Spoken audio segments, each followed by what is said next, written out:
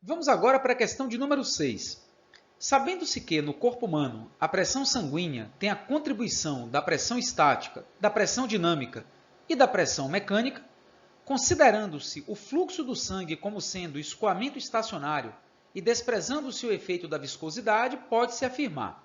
Então, mais uma vez, estamos aí diante de uma questão envolvendo hidrodinâmica, escoamento de fluidos. Então, vamos para a primeira proposição. A pressão estática independe da altura da coluna de sangue medida em relação ao pé. Vamos aproveitar e pegar a equação mais completa do estudo da mecânica dos fluidos, que é a equação de Bernoulli, já vista aqui em provas anteriores. Nós sabemos que existem três parcelas. Esta parcela, que diz respeito à velocidade, é a chamada pressão dinâmica.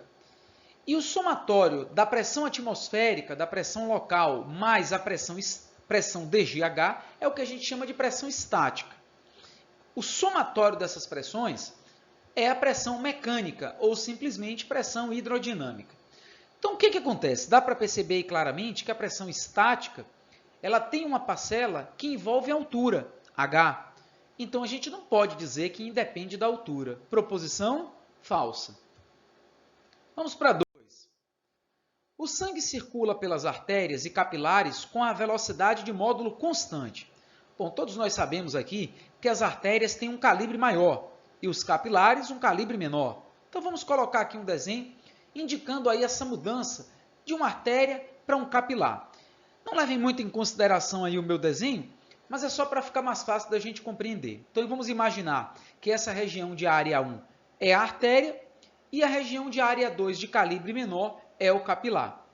Nós já aprendemos que na hidrodinâmica existem duas equações. A equação de Bernoulli, que já foi citada, e a equação de continuidade, que nos diz que ao longo do escoamento de um fluido a vazão é constante.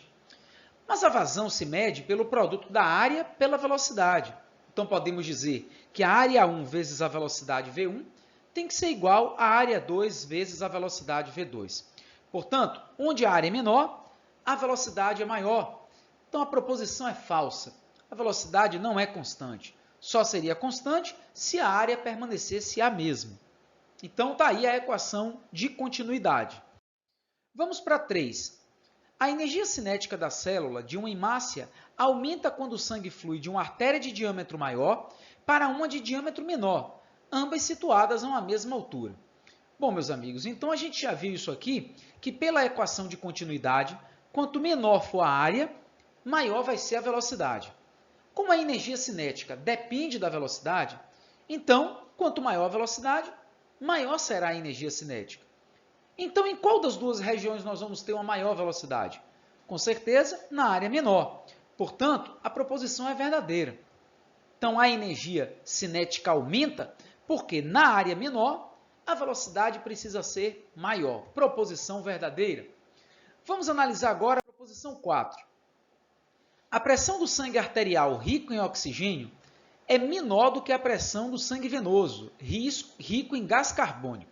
Bom, para a gente entender isso, é importante saber que numa artéria nós temos sempre um calibre maior em relação a uma veia.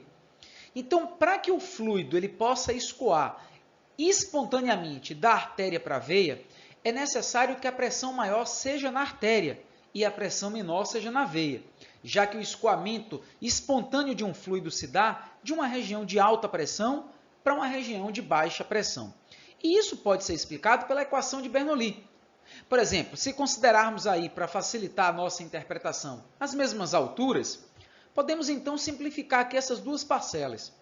E aí dá para perceber claramente que nas regiões de maior velocidade, nós teremos que ter menor pressão. Nas regiões de menor velocidade, teremos que ter maior pressão. Portanto, a proposição é falsa. O sangue arterial ele não pode ter uma pressão menor, ele tem que ter uma pressão maior para que daí possa chegar até as veias. Vamos para a quinta. A pressão hidrodinâmica do sangue aumenta quando o sangue flui da região de uma artéria obstruída parcialmente pelo acúmulo de colesterol. Bom, então ele está falando aí de uma artéria que está parcialmente entupida, provavelmente aí uma placa de ateroma, mas a gente tem que lembrar que na equação de Bernoulli, a pressão hidrodinâmica, também conhecida como pressão mecânica, é constante.